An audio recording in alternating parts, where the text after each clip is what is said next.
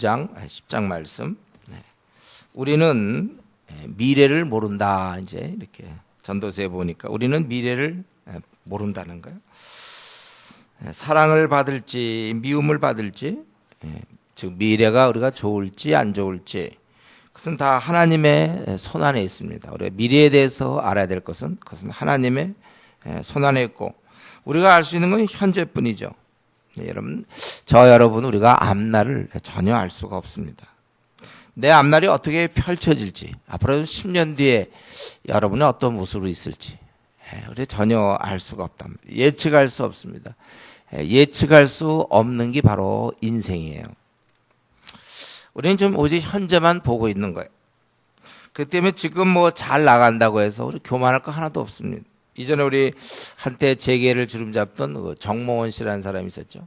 근데 결국은 아파트에서 뛰어내릴 수밖에 없었고, 또 우리 대통령 중에도 이렇게 죽은 대통령들이 있어요. 그가 그렇게 끝을 맺으리라고는 생각해 보지 못했어요. 성경에도 보면 사울 같은 경우 참 처음에 잘 이렇게 왕으로 잘 들어섰을 때 아주 굉장히 보기 좋았지만 나중에 비참하게 죽는 거예요. 우리의 끝 어떻게 될지, 우리는 어떻게 맞춰질지, 자기 한번 마지막 모습을 생각해 보세요.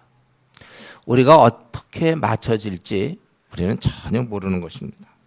그러므로 우리는 항상 겸손해야 돼요. 무덤에 들어가기까지 우리가 큰 소리 칠 사람은 이 땅에 아무도 없는 것입니다. 또 그렇기 때문에 우리는 미래를 모르기 때문에 또 동시에 현재 자신의 위치나 상황에 대해서 또 너무 낙심하지 않도록 우리가 조심해야 합니다.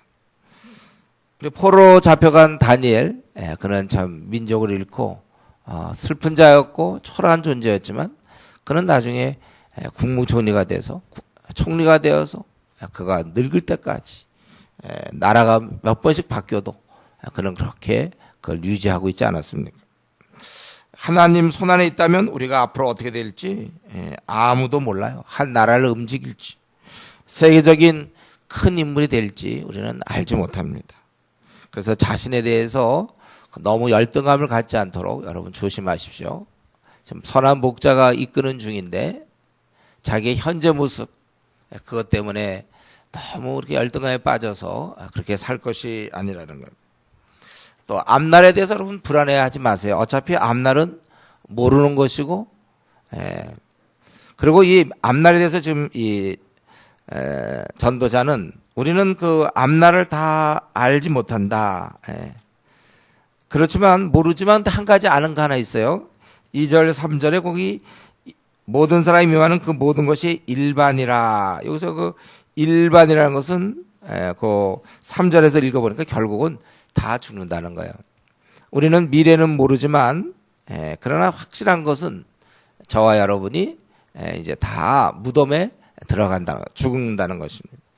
또 의인과 악인, 뭐 선하고 깨끗한 자, 깨끗하지 아니한 자, 제사 드리는 자, 제사 드리지 않는 자, 뭐 맹세하는 자, 맹세하지 않는 자, 뭐 모두가 다 같은 운명이에요. 이것은 우리가 악을 행하고 보통 사람들이 미친 마음을 갖다가 무덤으로 들어간다는 것입니다. 우리 모두가 죽음은 모두에게 찾아오는 것입니다. 그래서 우리 이전에 이란에서도 그랬고 또 중국에서도 갑자기 지진이 나가지고 수만 명이 죽지 않았습니까? 참 그들 보고 우리가 안 됐다고, 저렇게 죽어서 안 됐다고 그러지만 근데 우리도 죽거든요. 보통 우리가 죽는 건 병으로 죽거나 사고로 죽거나 아니면 이제 늙어서 죽죠. 보통. 그러니까 지금 우리가 미래에 대해서 우리는 모르지만 그러나 분명하게 얘기할 수 있는 것, 죽는다는 건 그건 분명해요. 그렇다면 그 사는 게 무슨 의미가 있을까요? 4절에서 보면 그래도 사는 게 낫다는 거예요. 4절, 5절, 6절. 왜냐하면 소망이 있기 때문에도 산 개가 죽은 사자보다 좀 낫지 않느냐? 뭐 보는 각도에 따라서 어떻게 생각할지 모르지만, 그리고 그는 어떤 나중에 상을 받을 수 있는 그러한 기회를 갖고 있다는 거예요. 또 6절에 보면 죽은 사람은 감정이 없잖아요. 그리고 해 아래에서 그에게 돌아갈 몫이 없다. 즉 참여할 것이 없다. 저와 여러분은 나름대로도 뭐 이런 일도 하고 저런 일도 하고 이런 것이 그냥 죽어 있는 것보다는 낫지 않겠느냐 그거예요. 그래서 무언가의 대가를 받는다는 면에서 죽는 것보다 낫다는 것입니다. 죽은 자는 아무 일도 못해. 산 자는 세상 일에 참여해서 느끼고 움직이며 열매를 맺는다는 것입니다. 이제 이런 거 생각하면 신앙생활을 하고 하나님 나라를 위해서 우리가 일하지만 그냥 뭐 아무런 참여도 안 하는 사람이 있죠. 예배만 드리고 집에 가는 사람들. 그건 사실 굉장히 답답한 일이에요. 한 번 주어진 생을 그냥 가만히 있다가 그냥 생을 끝내는 거 아닙니까? 우리가 이런 면에서 부지런히 열매를 맺어가야 합니다. 그래서 가만 보면 게으름이 안 좋은 이유는 게으름은 이 활발한 그 산자보다는 누워있는 죽은 자 쪽으로 가까이 가요. 게으름이. 그래서 그냥 주어진 시간을 그냥 버리는 경우가 많죠. 그래서 뭐 게으른 자가 귀찮아하면서 가만히 있는 거, 밤낮 잠이나 자려고 그러고 게으른 자가 밤낮 잠만 자려고 그러고 이렇게 누워 있고, 그냥 그 가만히 있는 것은 결국 죽은 자와 그 죽은 자의 모습과 다를 바가 없다는 것입니다. 그러니까 스스로 생의 시간을 포기하는 것으로도 볼 수 있어요. 이렇게 따져보니까 이 게으른 자는 자살한 자와 거의 비슷해요. 자살한 자 자기 생을 포기하는 것처럼 게으른 자는 죽진 않지만 자기 시간을 포기하고 있잖아요. 그냥 누워만 있고 잠이나 계속 자려고 그러고 움직이지 않고 뭔가 참여하지 않는다는 면에서, 그래서 성경이 게으름에 대해서 아주 그걸 죄로 보고 있죠. 게으른 거는 성격이 아니고 죄악입니다. 왜냐하면 하나님 주신 그 시간들 그래갖고 남을 많은 유익을 줄 수 있는데 그냥 자기만 가만히 있으니까 그러한 것들. 그래서 여기서 사는 것은 뭔가 참여할 수 있기 때문에 돌아갈 몫은 그 죽은 자들이 없지만 사는 자에겐 의미가 있는 것입니다. 그렇다면 우리가 살아있다면 어떻게 살 것인가? 7절부터 10절까지 너희가 살아있다면 기쁨으로 살아라. 그냥 우울하게 살 바에는 그건 죽는 게 절에 낫죠. 그렇죠? 기쁨으로 살아라. 이는 하나님께서 인생에게 7절에 보면 허락하신 거라고 그랬어요. 내가 하는 일들을 벌써 기쁘게 받으셨습니다. 즉 하나님께서 이 기쁨이라는 것은 하나님 우리가 실 낙원에서 수고와 애씀의 땅을 지나가지만 그래도 이 하나님의 백성들에게는 이 기쁨을 줌으로써 비록 여기가 천국은 아니지만 천국처럼 지내며 살 수 있도록 허락하신 거예요. 그래서 기쁨은 굉장한 축복이죠.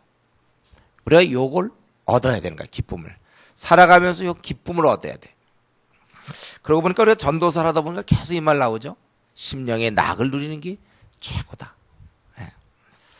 그래서 잘 입고 거기 보면 흰 옷을 입고 이건 좀 축하하고 기뻐하는 그런 모습이에요. 내 의복을 항상 희게 하라.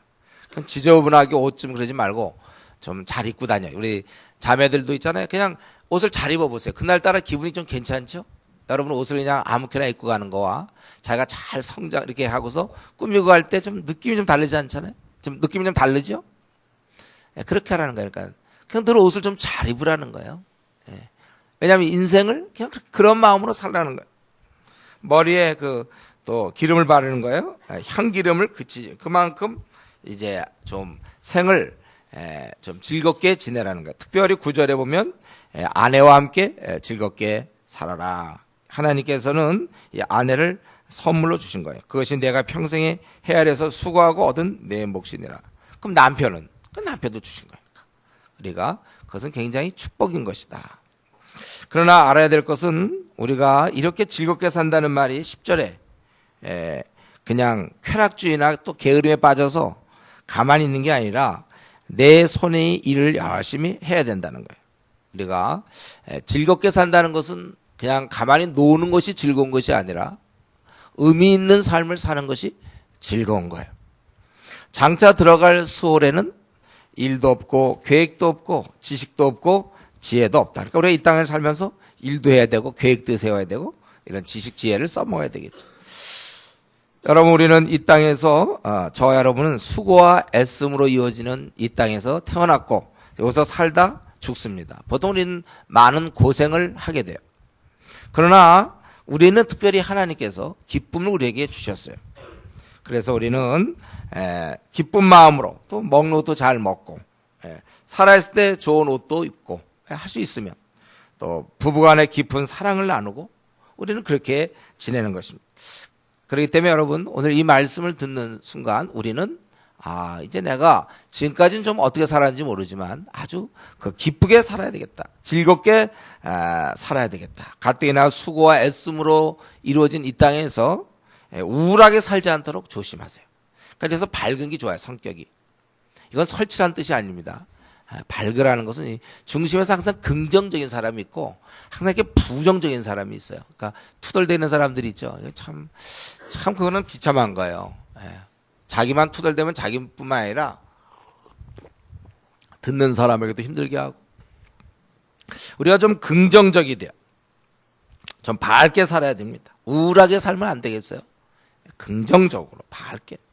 어때요? 지금 자기 자신을 들여다볼 때 나와 기쁨, 이게 어울립니까?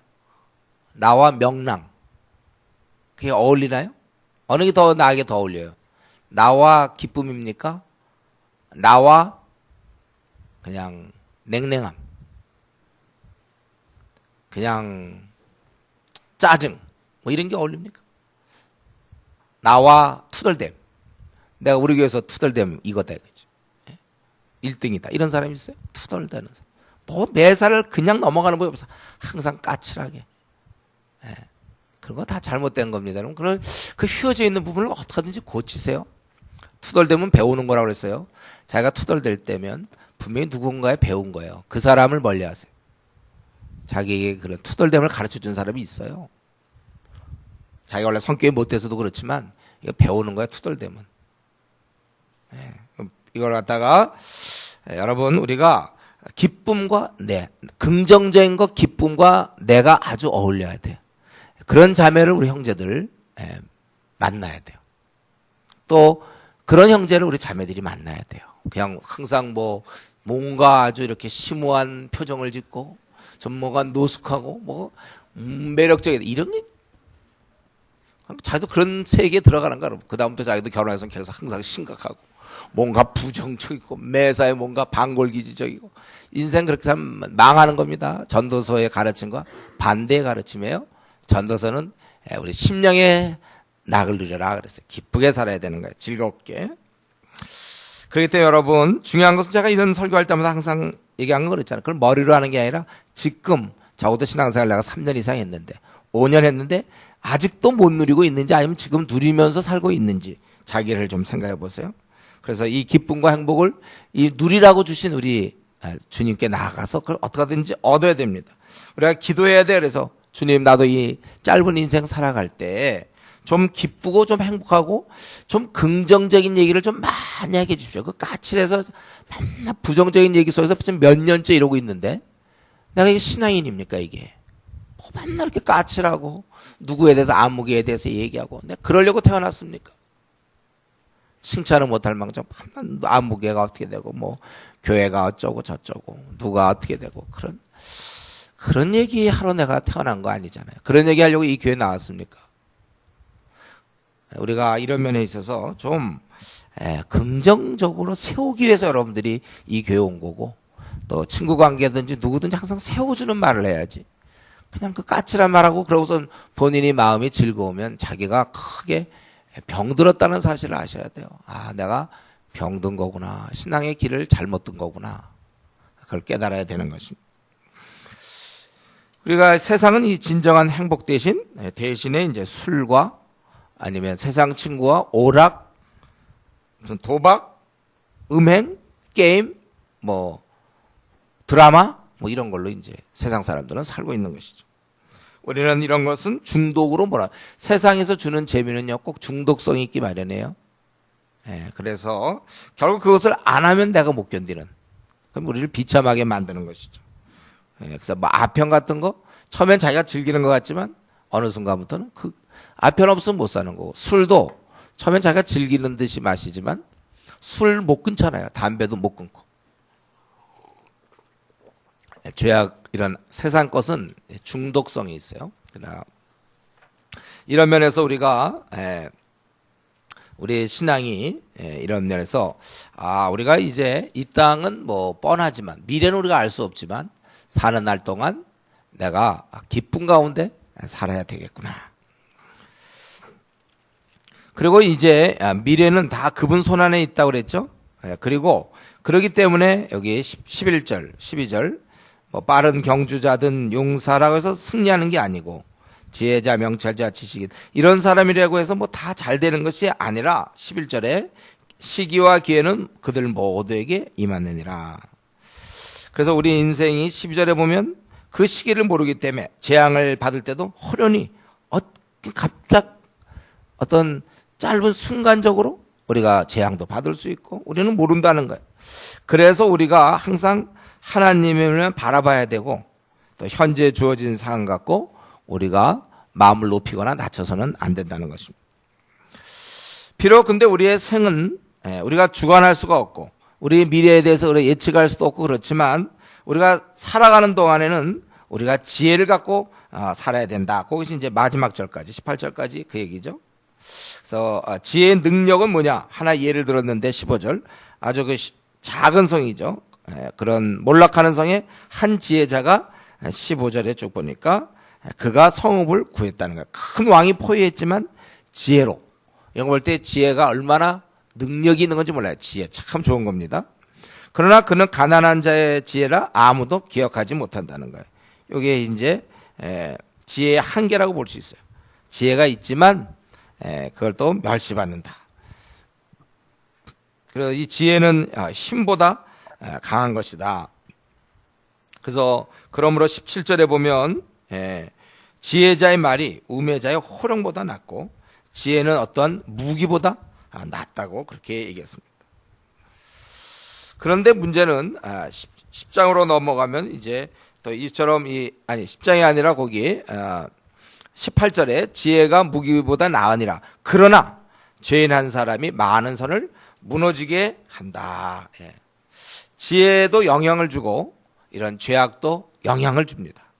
지혜는 유익을 주지만 죄는 망하게 하는 거예요.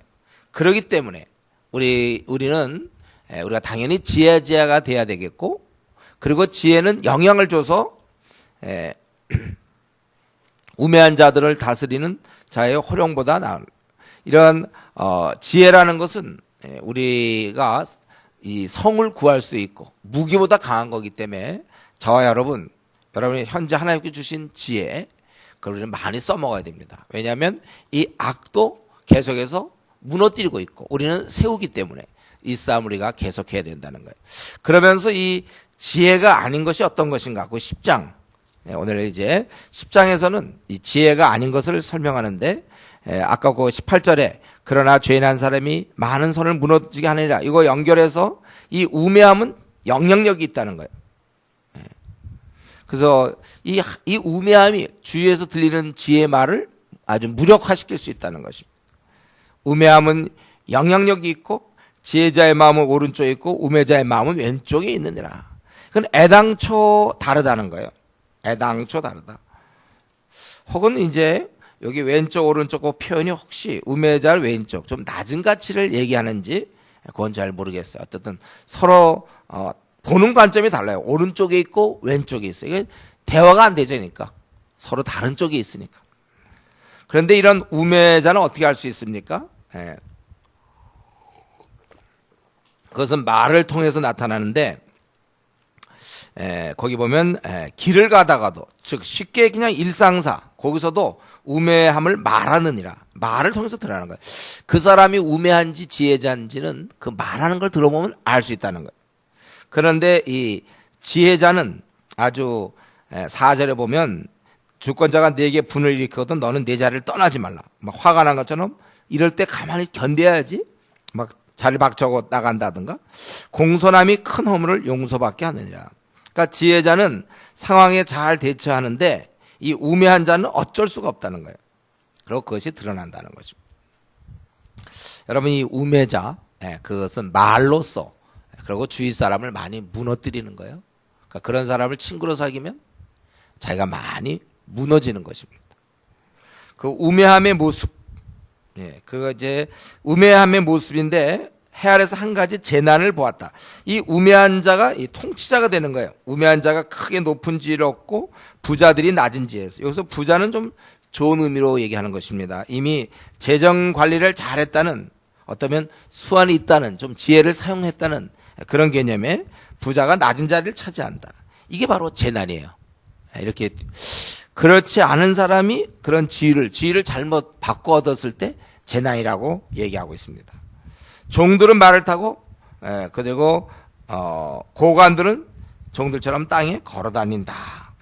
적합하게 사람이 고용되지 못하고 대우를 제대로 받지 못하는 것, 그것이 재난인데 이 땅에서는 이런 일이 아주 많이 있습니다. 그래서 그 사람이 그 자리에 있으면 안 될 사람이 있어가지고 많은 재난을 주는 거죠. 때때로 이제 가장이 그럴 수도 있죠.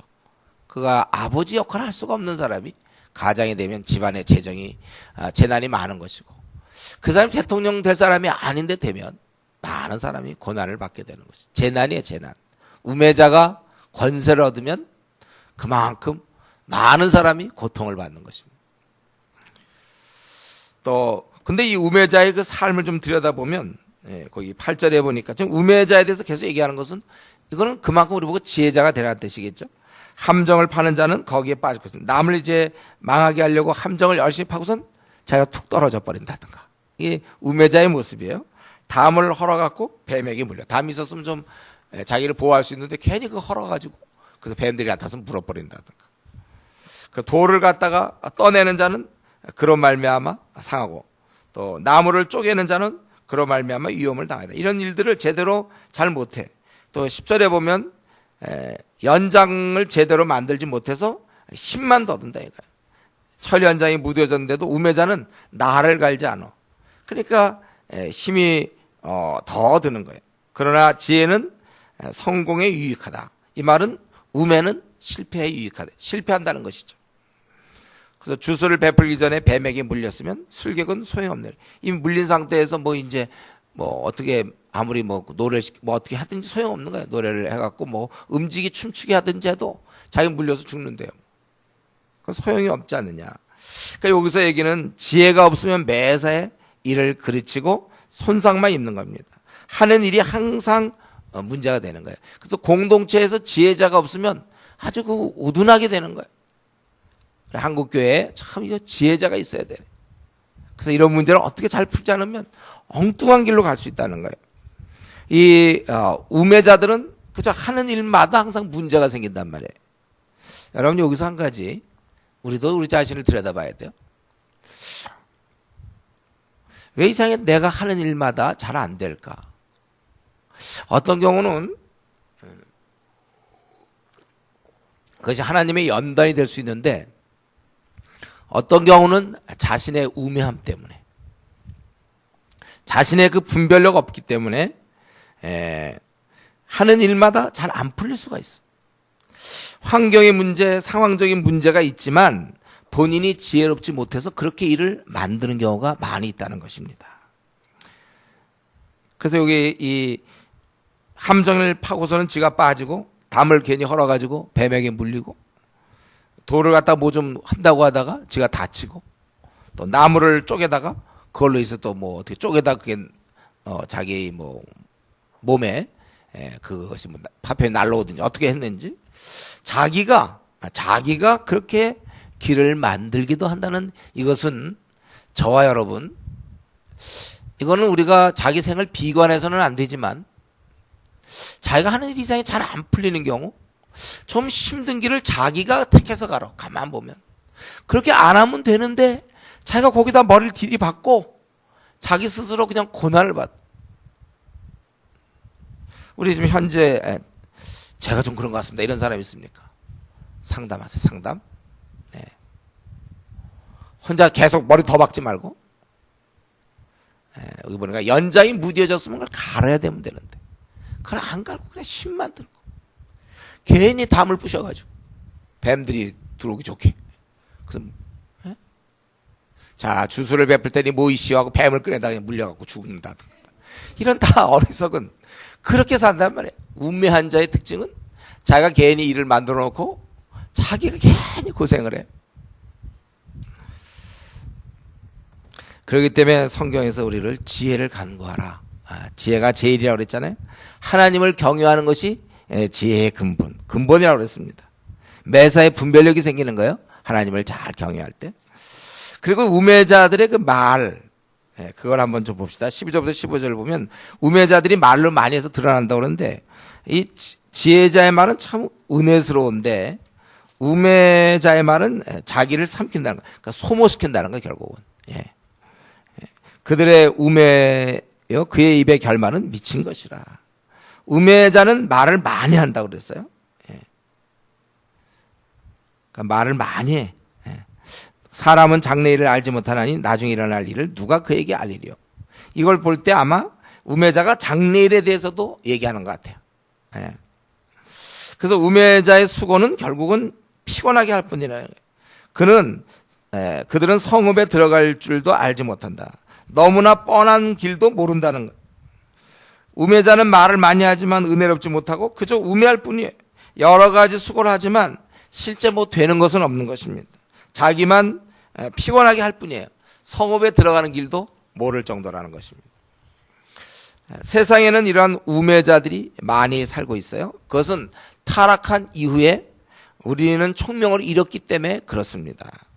그래서 우리가 항상 어떤 경우든지 이 영적 무지가 세상에 깔려 있어요. 그래서 우매자가 학벌을 얻으면 교만해지는 거잖아요.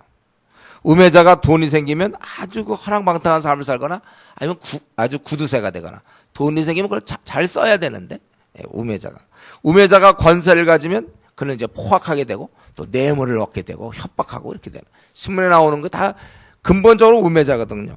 우매자가 결혼하면 그러면 우매한 남편이 되거나 우매한 아내가 돼서 배우자 힘들게 하는 것이죠. 우매자가 교회 나오면 그러면 우매한 교인이 되어서 밤낮 교회 불평하고 수근수근대고 이제 그렇게 되는 거예요. 우매자가 목사가 되면 우매자와 목사가 결합하면 우매한 목사가 되는 거죠. 그래서 성도를 괴롭히고 힘들게 하고 성경에서 얘기하는 식으로 그렇게 살지 않는 것입니다. 그러니까 우리는 근본적으로 저와 여러분의 우매함, 무지함이 근본적으로 깔려 있다는 전제를 하고 세상을 살아가야 돼요. 그래서 그것은 악한 것이며 그것은 우매한 짓이라고 얘기하는 것입니다. 그래서 가보면 세상 사람들 사는 모습 보면 그저 종이 벌려고 숫자 싸움하느라고 은행에 그저 돈 좀 끼워넣으려고 잠도 못 자고 쉬도 못하고 인색하고 또 남도 돌보지 못하고 자기도 돌보지 못하고 그냥 힘들게 그저 돈만 버는 사람들 얼마나 많습니까? 그리고 돈이 생기면 쓸 줄도 몰라. 벌어놓고는 또 잘들이 인색해. 그거 도와주면 되는데 그냥 갖고만 있어요. 돈은 자기가 쓰기 전까지는 자기 돈이 아니에요. 그냥 갖고만 있는 것이지. 써야지 그거. 쓸 줄 몰라. 그리고 다른 사람에 대해서 이 우매자가 하는 것처럼 그저 비방만 하는데 세월 다 보내는 거예요. 비방하고 상처 주고. 지혜자의 말은 은혜를 끼친다고 그랬어요. 여러분 자기 입에서 나오는 말이 정말 주위 사람에게 얼마나 은혜를 끼치고 있습니까? 자기 입술에 내 입에서 나오는 말 대부분이 정말 주위 사람에게 은혜를 끼치고 있는가 잘 생각해 봐야 돼요. 내 말이 그러한가? 내가 사람을 많이 감싸주면서 은혜를 끼치고 있는가? 이 우매함이 어떻게 나타나는가? 16절부터 마지막까지.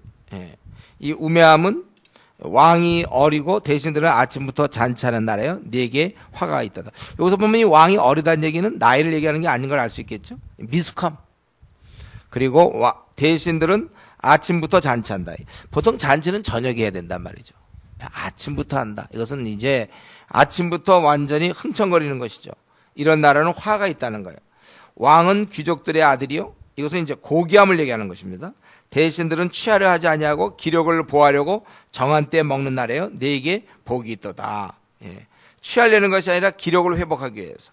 왕은 고귀함이 있고 대신은 적절할 때 이렇게 잘 먹고 이런 나라는 복이 있다는 것입니다. 게으른 즉 석가래가 내려앉고 어떤 지붕 비슷한 건데 그것이 내려앉는다고 그랬어요. 아까 게으름은 산자보다 죽은 자에 가깝다고 그랬죠. 움직이지 않으려고 그러고. 이 게으른 자들은 바로 여기 우매한 자가 바로 게으른 자예요. 그것은 석가래가 내려앉고 손을 놓은 즉 집이 새느니라. 잔치는 희락을 위하여 베푸는 것이요 포도주는 생명을 기쁘게 하는 것이나 돈은 범사에 이용되느니라. 이런 자들이 그러니까 잔치하며 먹고 마시며 돈으로서 모든 것을 그냥 해결하는 사람이다. 오늘날 돈 많은 사람들이 밤낮 먹고 마시고 돈으로서 웬만한 거 이렇게 하고 있는데, 그러나 지혜로운 자는 심중이라도 왕을 저주하지 말고 침실에서도 부자를 저주하지 말라. 공중의 새가 그 소리를 전하고 날짐승이 그 일을 전파하니라. 전파되는 것을 알고 멈추는 사람, 이게 바로 지혜자라는 것입니다.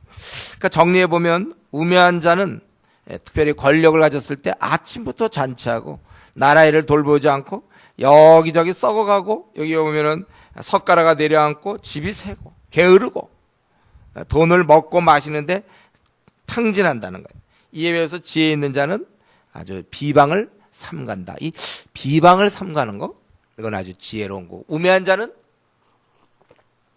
다른 말로 하면 비방을 많이 한다는 거예요. 그 우매한 자예요.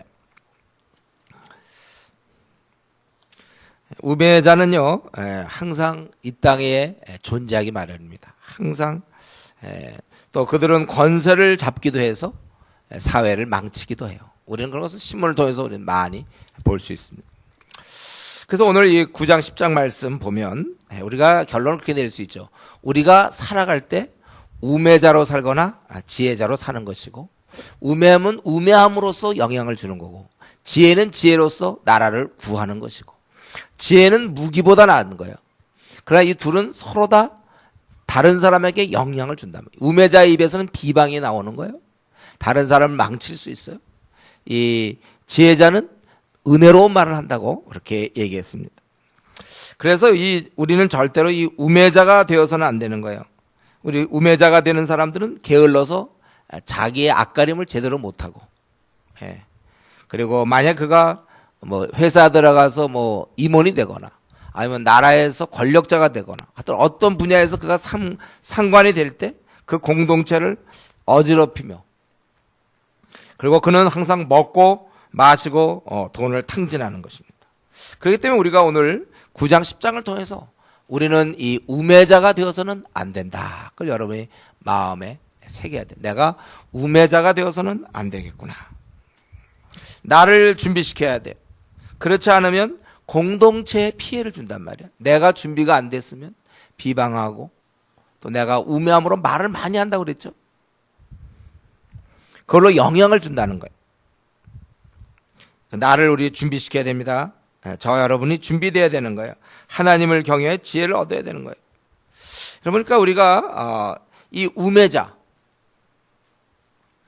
우매자는 이 어리석음 때문에, 뭐 그가 악하게 하려는 것보다 하여튼 어리석음 때문에 공동체에 피해를 주는 거야, 우매자가. 우리 코 고는 사람, 코 고는 사람 어떻죠? 자기는 그럴 뜻이 없어요. 그러나 자는 사람들이 다 피해를 받는 거예요. 그건 본인은 아닙니다. 그러나 나는 본인은 아니지만 코를 골아. 그러면 결국은 자는 사람이 힘든 거죠. 다른 사람이. 우매함으로 말미암아 나는 그냥 우매했지만 그걸로 인하여 가족이 힘들고, 공동체가 힘들고, 회사가 힘든 것입니다. 한국이 힘들 수 있어요. 그렇기 때문에 우리는 이런 면에 있어서 우리는 지혜를 사모해야 됩니다. 여러분, 정말 나는 이런 면에서 나의 그 우매함을 벗어보려고 얼마나 애를 쓰고 있습니다. 내 우매함. 그래서 내가 지금 결혼하면 내 아내가 고생해야 돼. 내가 결혼하면 내 남편이 고생하는 거예요. 내 자식이 고생할 거고, 내가 그런 사람이 집사가 되면 교회 공동체가 고생을 하고, 그 사람이 장로가 되고 그 사람이 목사가 되면 교회가 힘들어지는 거예요. 그런 사람이 조장이 되면 그 부서가 힘들어지는 거예요. 대학부가 힘들고 청년부가 힘들고 장년부가 힘들게 되는 거예요. 여러분, 이런 면에서 나는 내 우매함을 벗어버리려고 얼마나 노력하고 있는가. 우리는 태어나면서부터 우매한 자로 태어나기 때문에 내가 갖고 있는 깊은 영적 무지함이란 말이에요. 그래서 결국 내 신앙이 떨어진다는 얘기는 내 가족이 고생한다는 얘기고, 우리 교회가 고생한다는 얘기예요. 내가 신앙이 떨어지면. 나는 뭐 조언 한 명이 그러더라도 교회가 힘들어지는 거예요. 내 신앙이 떨어지면 여러분 명심하세요. 주위 사람을 힘들게 한다는 거. 아까 그 9장 18절에 지혜가 무기보다 나으리라. 그러나 죄인 한 사람이 많은 선을 무너지게 하느니라. 그래서 자기 신앙 문제만 갖고 생각하지 마세요. 내가 잘못 삶으로 나중에 내가 미련하게 지금 있으므로 나중에 주님 앞에 섰을 때 뭐 칭찬 드릴 게 없겠구나. 자기 한 사람 끝나는 게 아니라 자기가 말은 또 많이 할 거거든. 또 비방을 많이 하는 게 우매자라 그랬죠. 비방을 많이 할 거거든요. 그렇기 때문에 한 사람이 많은 선을 무너지게 이건 전염이 되거든. 왜? 다른 사람도 사실은 이런 우매함이 조금씩 있거든요. 영향을 준단 말이에요. 그렇기 때문에 우리는 내 신앙이 떨어져서는 안 돼요. 내가 우매한 자가 되어서는 안 됩니다. 그렇기 때문에 우리는 이 지혜를 삼아야 돼요. 오늘 본문에는 우리 이 지혜에 대한 얘기가 이제 어떻게 해야 된다는 얘기는 안 나왔어요. 우매함에 대한 경고를 말하는 거니까. 근데 우리는 이 지혜에 대해서 잠시 생각해 보면 결국 우리가 지혜자가 되어야 된다는데 결론은 지혜자는 성경 전체에서 뭐예요? 그건 하나님이 주시는 거예요. 지혜는. 우리 열왕기상 3장 12절을 보면 솔로몬이 지혜를 어디서 얻었습니까? 하나님이 주셨잖아요. 그렇죠? 지혜는 위로부터 오는 거예요. 잠언 2장 6절에는 이렇게 써 있어요. 대적 여호와는 지혜를 주시며 이렇게 돼 있단 말이에요. 그렇기 때문에 우리는 지혜를 얻어야 되는 것입니다. 지혜를 얻어야 돼요.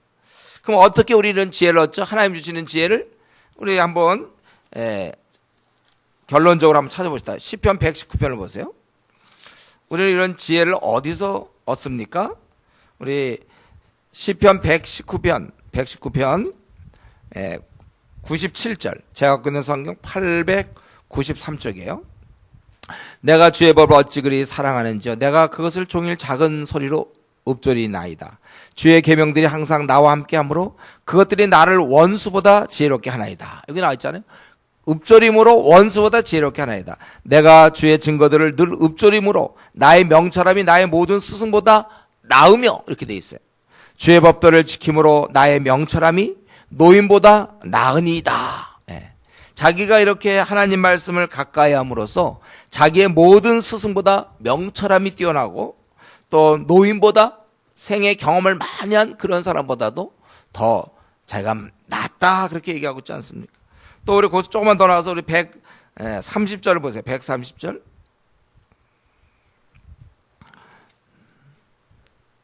주의 말씀을 열면 빛이 빛이요 우둔한 사람들을 깨닫게 하나이다. 이렇게 돼 있어요. 자기가 생각할 때 좀 우둔한 자입니까? 그러면 이 말씀을 보란 말이에요. 우리가 그래서 자기 인생에 중요한 문제 있을 때 제가 기도원 가라는 건 뭐예요? 기도원 가서 기도만 하라는 게 아니죠.